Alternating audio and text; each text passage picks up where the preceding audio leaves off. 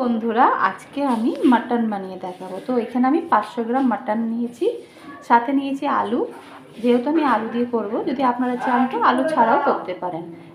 আর লাগছে পেঁয়াজ, এখানে আমি 4টে পেঁয়াজ কুচিয়ে রেখেছি। আর লাগছে এখানে আদা বাটা, রসুন বাটা, আমি এখানে দুটো একসাথে রেখেছি। এখানে 2 চামচ আদা বাটা আছে, 2 চামচ রসুন বাটা আছে। নিয়েছি এখানে টক দই, এখানে আমি 2 চামচ টক দই দেবো। সাথে নিয়েছি একটা তেজপাতাকে টুকরো করে, আর গোটা গরম মশলা। একটা মিডিয়াম সাইজের টমেটোটাকেও কুচিয়ে রেখেছি। আর সাথে নিয়েছি নুন, এখানে আমি 2 চামচ নুন নিয়েছি, বড় বড় 2 চামচ লঙ্কার গুঁড়ো, 2 চামচ হলুদ গুঁড়ো, আর ছোটো 1 চামচ মতন চিনি। তো সবার প্রথমে আমি করব কি, মাটনের মধ্যে এই আদা বাটা রসুন বাটাটা পুরোটা আমি দিয়ে দেব। আর এখানে আমি 2 চামচ দইটা দিয়ে দিচ্ছি। এখানে যা মশলাগুলো আছে সবটাই আমি পুরো দিয়ে দেব।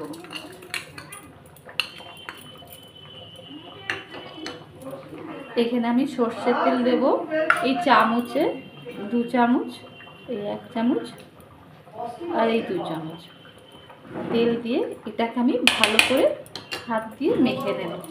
মেখে আমি আধ ঘন্টা মতন রেস্টে একটু রেখে দেব। মাংসটা ততক্ষণ ম্যারিনেট অবস্থায় রেখেছি। এইদিকে আমি আলুর মধ্যে একটু 1/2 চামচ মতন নুন নিয়ে নিচ্ছি, আর 1/2 চামচ মতন একটু আমি হলুদ নিয়ে নিচ্ছি। দিয়ে আলুটা আমি ভালো করে মাখিয়ে নেব।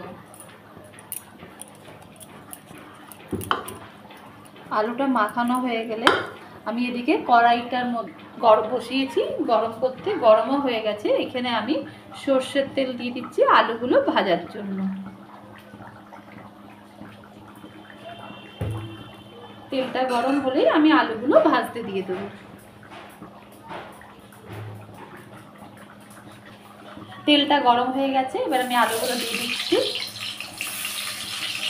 একটু আলুগুলোকে আমি লাল লাল করে ভেজে নেব।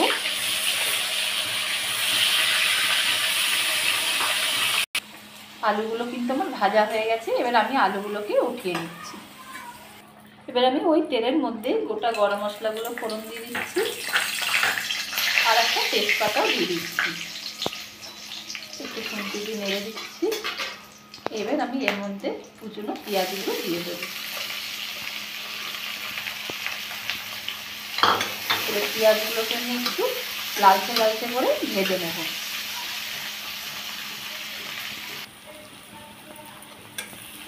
পেঁয়াজটার মধ্যে আমি অল্প একটুখানি নুন দেবো, তার কারণ মাংসতেও আমি নুন দিয়েছি, আলুর মধ্যেও নুন দিয়েছি, সেই জন্য অল্প করেই দেবো। মানে হাফেরও কম একটুখানি নুন দিলাম, যাতে পেঁয়াজগুলো তাড়াতাড়ি নরম হয়ে যায় আর ভাজা তাড়াতাড়ি হয়ে যায়। পেঁয়াজটা কিন্তু আমার হালকা হালকা লালচে লালচে ভাব কিন্তু হয়ে গেছে। আর এদিকে আমার ম্যারিনেট করা মাংসটা ম্যারিনেট হয়ে গেছে, আধ ঘন্টা মতো রেখেছিলাম। এইবার আমি এই মাংসটাও কিন্তু এর মধ্যে দিয়ে দিচ্ছি।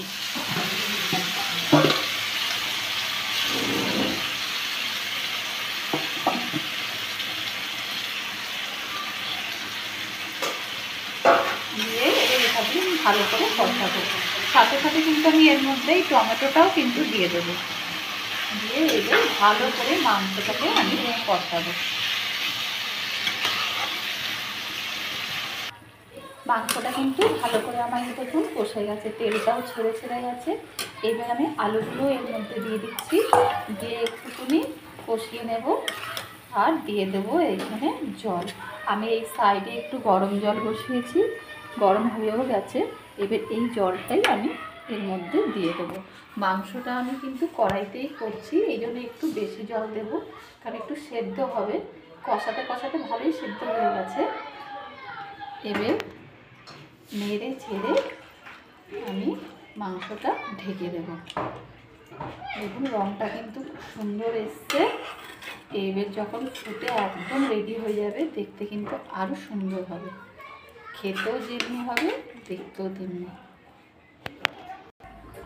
দেখুন একদম কিন্তু আমার মাটন কিন্তু রেডি হয়ে গেছে। এবার আমি এটাকে নামিয়ে ফেলছি। দেখুন মাটন কিন্তু একদম রেডি, গরম গরম ভাতে পরিবেশন করবেন, খেতে কিন্তু খুব ভালো হয়েছে। তাহলে আজকে এই পর্যন্তই। যদি আমার এই রেসিপিটা আপনাদের যদি পছন্দ হয়ে থাকে তাহলে অবশ্যই লাইক আর সাবস্ক্রাইব করতে কিন্তু ভুলবেন না।